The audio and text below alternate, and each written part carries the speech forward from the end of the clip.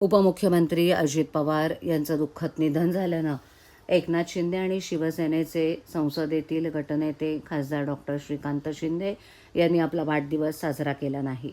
या आदर्श निर्णयाचं अनुकरण करत खासदार नरेश म्हस्के यांनीही आपला वाढदिवस साजरा न करण्याचा निर्णय घेतला आहे.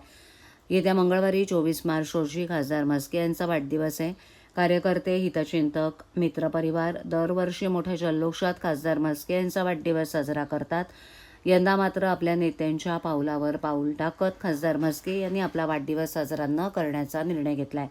खासदार म्हस्के यांना दरवर्षी वाढदिवसाच्या शुभेच्छा देण्यासाठी कार्यकर्ते, हितचिंतक हारतुरे घेऊन प्रत्यक्ष भेटीला येत असतात. संसदेचं अधिवेशन सुरू असल्यानं खासदार नरेश म्हस्के हे दिल्लीत असून वाढदिवशी प्रत्यक्ष ठाण्यात कुणालाही भेटू शकणार नाहीत. वाढदिवसानिमित्त सामाजिक, शैक्षणिक, धार्मिक उपक्रम राबवण्याचं आवाहन म्हस्के यांनी केलं आहे. रस्त्यावर लढणारा कार्यकर्ता असल्यानं कार्यकर्ते, हितचिंतक वाढदिवशी शुभेच्छा देण्यासाठी येतात. या शुभेच्छा पुढील वाटचालीसाठी ऊर्जा देत असल्यानं त्याचा स्वीकार करत खासदार म्हस्के यांनी कार्यकर्ते, हितचिंतकांचे आभार मानलेत.